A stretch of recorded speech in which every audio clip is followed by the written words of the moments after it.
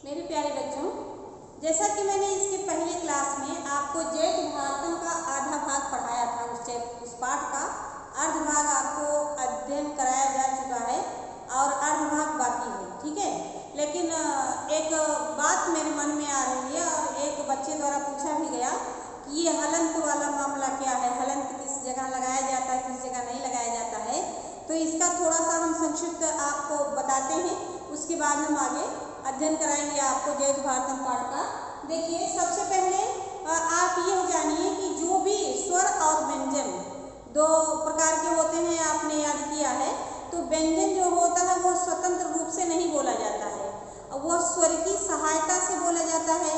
तो व्यंजन, हर व्यंजन में हलंत लगा, वास्तविकता में उसमें हलंत लगा रहता है। अगर सिर्फ व्यंजन आप लिख रहे हैं और अगर उसको पूर्ण करना है, यहाँ पर मैंने एक उदाहरण लिखा है, जैसे का है, तो का जो है उसमें हलंत लगा है वास्तव में अगर व्यंजन लिख रहे हैं आप, लेकिन उसमें जब आप छोटा जोड़ देते हैं तो आपका का बनता है। तो यहाँ का किस लिए हलंत लगा है? आधा बताने के लिए। आधा क्यों बताने के लिए लगा हुआ? क्योंकि व्यंजन पूर्ण होता ही नहीं है। आप परिभाषा में याद करते हैं कि व्यंजन उसे कहते हैं जिसके उच्चारण में जो स्वतंत्र रूप से बोला नहीं जा सकता, अर्थात उसको सहायता की जरूरत पड़ती ही पड़ती है।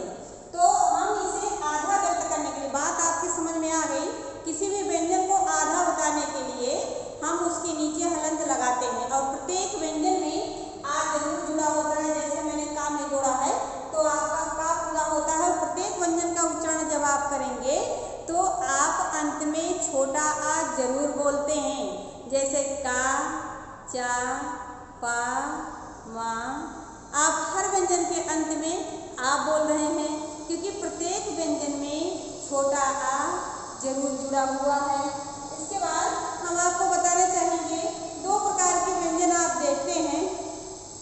एक व्यंजन होते हैं जिसमें लाइन रहती है, कुछ व्यंजन होते हैं जिसमें लाइन नहीं रहती है। तो जिसमें लाइन रहती है उसको हम इस रूप से आधा लिख सकते हैं अगर वह शब्द के बीच में आ रहा है तो। यदि वह जिसमें लाइन होता है वह शब्दों के बीच में आ रहा है तो उसकी लाइन को हटा करके हम आधा लिख सकते हैं।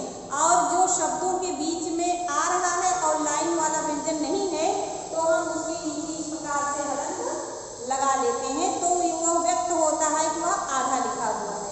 और इसका एक मैंने उदाहरण यहाँ लिखा है, जैसे विद्वान शब्द है, तो विद्वान शब्द इस प्रकार से आपको लिखा हुआ मिल सकता है, लेकिन यह भी सही है। वह अगर आप जानना चाहते हैं कि वास्तव में लिखा कैसे गया है तो इस विद्वान में दा आधा है, वह पूरा है। ठीक है, तो इसको हम समझने के लिए इस प्रकार से लिखते हैं, वह की छुट्टी की मात्रा दा, उसमें हलंत क्योंकि हम इसको आधा दिखा रहे हैं, और वान इस प्रकार से हो गया विद्वान शब्द आपका बन गया। अब यहाँ पर मैंने इसी पाठ के इस शब्द को ले लिया, जैसे भारतम। अब मेन उद्देश्य आपका संस्कृत में यही है कि अंत में बिंदु लगाया जाता है या हलंत लगाया जाता है, इसलिए मैं इस पाठ के इसी शीर्षक के शब्द को ले लेती हूँ, यह है भारतम। अब भारतम शब्द है आपका, और ये जो है वास्तव में यह लिखा जा रहा है इस तरीके से, भारतम। माँ को आधा लिखा, भारतम आधा लिखना है। ठीक है, तो आधा इस प्रकार से लिखना स्वीकार्य नहीं है, इसीलिए इसमें हलंत लगाया गया है। या फिर आप एक तरीका और अपना सकते हैं, इसके ऊपर बिंदु लगा सकते हैं, तो यह भी आपको माँ का उच्चारण करवाएगा और ये हो जाएगा भारतम। ये भी सही है, ये भी सही है, और ये सही है, लेकिन ये सही नहीं माना जाता है। वास्तव में आप यही लिख रहे हैं, लेकिन इस तरीके से स्वीकार नहीं है, इसीलिए हलंत लगा दिया जाता है या बिंदु में परिवर्तित कर दिया जाता है। आइए हम अपने बचे हुए भाग को पढ़ते हैं। आपने पिछले पाठ में जाना कि दो तरफ से बच्चे आते हैं, एक तरफ से 4 बच्चे आते हैं, वो भारत माता की जय या उसकी प्रतिष्ठा का बखान करते हैं। और 2 बच्चे ऐसे आते हैं जिन्हें भारत की जानकारी नहीं है, यहाँ की अच्छाइयों के विषय में ज्ञान नहीं है, वे भारत को तुच्छ समझते हैं, अच्छा नहीं समझते हैं, श्रेष्ठ नहीं समझते हैं। तो भारत देश की श्रेष्ठता का बखान करते हुए वे बच्चे कुछ वैज्ञानिकों का नाम बताए हुए हैं जो मैंने पढ़ाया जिससे, और उस पर उन प्रतिपक्षी बच्चों ने, जो 2 बच्चे दूसरे ये सारे जितने नाम आपने लिए ये प्राचीन काल में थे और इस समय क्या स्थिति है, तो यहीं से आपका पाठ शुरू होता है। द्वितीय पक्षा श्री होमी जहांगीर भाभा, ये नाम है बेटा। श्री होमी जहांगीर भाभा, जगदीश चंद्र बसु, सुधाकर द्विवेदी, शिवकर बाबू जीतल पदे, सीवी रमन प्रभृत्या, प्रभृत्या का मतलब होता है इत्यादि, इसके अलावा भी, है ना। तो ये सभी श्री होमी जहांगीर भाभा, जगदीश चंद्र बसु, सुधाकर द्विवेदी, शिवकर बाबू जीतल पदे, सीवी रमन, ये सभी अस्माकं वैज्ञानिक समुन्नते हैं, ये सभी हमारे वैज्ञानिक विकास में निदर्शनभूता सन्ति, महत्वपूर्ण योगदान दिए हुए हैं। प्रत्यग्रतयाः सुविख्याता राष्ट्रपतिचराः अब्दुल कलाम महोदयाः एतो तु प्राचीना न सन्ति, कह रहे हैं कि प्रत्यग्रतयाः मतलब जो प्रसिद्ध हैं, ऐसे सुप्रसिद्ध, विशेष रूप से प्रसिद्ध, इस समय विशेष रूप से प्रसिद्ध राष्ट्रपतिचराः, जो हमारे राष्ट्रपति भी रह चुके हैं, अब्दुल कलाम महोदया, अब्दुल कलाम, एपीजे अब्दुल कलाम, उनके बारे में कहा गया श्रीमान एपीजे अब्दुल कलाम, एते तो प्राचीना न सन्ति, ये तो प्राचीन नहीं है, अर्थात कह रहे हैं ये तो इस समय के वैज्ञानिक हैं। आप सभी कह रहे हैं कि जो बात आपने कही, जिन लोगों का नाम लिया वो तो पुराने वैज्ञानिक रहे हैं, लेकिन एपीजे अब्दुल कलाम और ये सारे लोग तो प्राचीन नहीं है, ये तो इस समय के वैज्ञानिक हैं। एतैः विज्ञानस्य विविधेषु क्षेत्रेषु पृथक् पृथक् अति महत्वपूर्णं कार्यं कृतम्, इन लोगों ने विज्ञान के विविधेषु क्षेत्रेषु अनेक क्षेत्रों में पृथक पृथक अलग अलग अति महत्वपूर्ण कार्यं कृतम्, अत्यधिक महत्वपूर्ण कार्यों को किया है। इति संपूर्ण विश्वम जानाति, इसको संपूर्ण विश्व जानता है। कथम यूयम न जानीत, कैसे आप लोग नहीं जानते हैं। तृतीय पक्षा को बच्चे बताते हैं कि किम न जानाति साम्प्रतं कंप्यूटर सॉफ्टवेयर क्षेत्रे, क्या तुम नहीं जानते हो साम्प्रतं इस समय कंप्यूटर सॉफ्टवेयर क्षेत्रे, कंप्यूटर सॉफ्टवेयर के क्षेत्र में भारतम जगत गुरुरिव विराजते, भारत संसार के गुरु के रूप में विराजमान है। भारत मातु सत्पुत्रैः, भारत माता के सच्चे पुत्र, अस्य ज्ञानस्य विस्तारः, इसके ज्ञान का विस्तार, संपूर्ण जगत विधीयमानः अस्ति, जिनके ज्ञान का विस्तार अर्थात जिन्होंने जो ज्ञान प्रदान किया वह संपूर्ण संसार में प्रसिद्ध है। पूरा संसार जान रहा है कि किस प्रकार से यहाँ के वैज्ञानिकों ने अच्छा कार्य किया है। चतुर्थ पक्ष, चौथे पक्ष वाले बोलते हैं अस्माकं इंसेट श्रृंखला अग्नि त्रिशूल प्रक्षेप्यम भारत शक्ते प्रत्यायकम, अस्माकं हमारी इंसेट श्रृंखला, जो इंसेट श्रृंखला है, अग्नि कौन कौन सी आप जानते हैं ना, वो जो तरह तरह से प्रयोग होते हैं, कौन कौन से, अग्नि त्रिशूल, इन सभी का जो प्रक्षेपण किया है भारत शक्ते, भारत ने, प्रत्यायकम अस्ति, यह भारत की शक्ति का प्रतीक है। जो इन्होंने इनकी इंसेट श्रृंखला है, अग्नि त्रिशूल इत्यादि का इन्होंने जो है परीक्षण किया है, निर्माण किया है, ये सभी भारत की शक्ति का ही प्रतीक है, वैज्ञानिक शक्ति का ही प्रतीक है।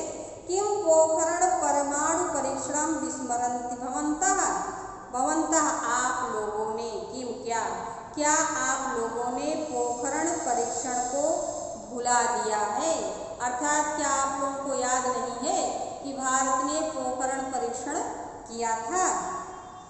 निसंशयम, जो निश्चित रूप से परमाणु शक्ति संपन्न राष्ट्रेषु, जो निश्चित रूप से परमाणु शक्ति संपन्न राष्ट्रों में भारतीय महनीयम स्थानम अधिगतम, जिसके कारण, जिस परमाणु परीक्षण के कारण भारत राष्ट्र परमाणु शक्ति संपन्न राष्ट्रों में स्थान को बना लिया था, क्या आप उस जो है पोखरण परमाणु परीक्षण को भूल गए हैं। प्रतिपक्षा, तो दोनों बच्चे बोलते हैं जो कहते हैं कि भारत देश अच्छा नहीं है, वो बोलते हैं अलम अलम, अलम अलम मतलब शांति शांत हो जाओ, बहुत हो गया। नष्टो मोहा, मेरा मोह, मोह मतलब जो हम भ्रमित थे, जो हमें ज्ञान नहीं था, जो हमारी अज्ञानता थी। स्मृति वो समाप्त हो गई, नष्टो मतलब समाप्त हो गई। स्मृति लब्ध्वा, स्मृति लब्ध्वा मतलब हमें याद हो गया, हम जान गए। त्वत्कृपया च भ्रात्रा, एक मेरे भाई आपकी कृपा से जो हमारा मोह था, जो हमारी अज्ञानता थी, वह समाप्त हो गई और हमें हमारे देश के विषय में जानकारी प्राप्त हुई। पूर्वम आवाभ्याम यत् किमपि उक्तम, पहले आवाभ्याम हम दोनों ने, यत् किमपि उक्तम जो कुछ भी देश के बारे में गलत कहा है, तदस्माकम अज्ञान, वह हमारी अज्ञानता थी। विजृंभितम एव आसीत, वह मेरी अज्ञानता का ही प्रतीक था जो हमने अपने देश के विषय में ऐसा कहा था। अधुना महत्वम ज्ञातम, इस समय हम उसके महत्व को जान करके, आगच्छन्तु भ्रात्रा, जान गए। आगच्छन्तु भ्रात्रा, आओ मेरे भाइयों, एकीभूय, हम सभी एक हो करके, सर्वे वयम, हम सभी, भारतीय संस्कृते, भारत की संस्कृति के समृद्धे, संस्कृति की विकास के लिए, सभ्यता के विकास के लिए, प्रयत्नम कुर्याम, प्रयास करते हैं। सर्वे सभी लोग एक साथ फिर बोलते हैं, जयतु भारतम जयतु भारतम, भारत माता की जय हो, भारत माता की जय हो। इस प्रकार से आपका यह पाठ संपन्न हुआ और उसके साथ ही आपके अर्धवार्षिक परीक्षा अर्थात हाफ ईयरली एग्जाम का सिलेबस भी खत्म हो गया है। इसकी एक्सरसाइज मैं आपको भेज दूंगी, आप अच्छे से तैयारी कीजिए। एक टेस्ट मैं ले चुकी हूँ चैप्टर 1 से 3 तक और अगला टेस्ट मैं 4 से 6 तक शीघ्र ले लूँगी। बहुत बहुत धन्यवाद बेटा। टेस्ट आप किस प्रकार से देंगे मैं दोबारा बता देती हूँ। जैसा कि मैंने पहले वीडियो में आपको समझाया था, आप आंसर पेज पर लिखेंगे, आपको टाइप करने की कोई ज़रूरत नहीं है। बहुत सारे बच्चे फ़ोन पर, मोबाइल पर, व्हाट्सएप पर लिखकर भेज रहे हैं कैसे पेपर दें। इसका मतलब आप वीडियो देखते नहीं हैं, क्योंकि वीडियो में मैं बता रही हूँ कि आप उस पेपर को लिखिए, उसके उत्तर को लिखिए पेज पर, उसके बाद आप PDF बनाइए या इमेज के माध्यम से आप मेरे पास भेजिए, जिससे मैं करेक्शन कर सकूँ। एक चीज़ और है, एक पेज पर एक प्रश्न ना लिख करके, संभव हो यदि आप अच्छे से सीक्वेंस में लिख सकते हैं तो एक पेज पर कई उत्तर लिख देंगे तो आपको ज़्यादा उसकी संख्या अधिक नहीं होगी, तो भेजने में आसानी होगी। ठीक है, हम चाहेंगे कि आपके सारे क्वेश्चन, सारे सब्जेक्ट के पेपर टेस्ट इसी तरीके से लिए जा रहे होंगे, तो आपको इसका अभ्यास हो जाएगा कि किस प्रकार से आप वीडियो बनाकर भेजेंगे। आज बस यहीं तक, बहुत बहुत धन्यवाद।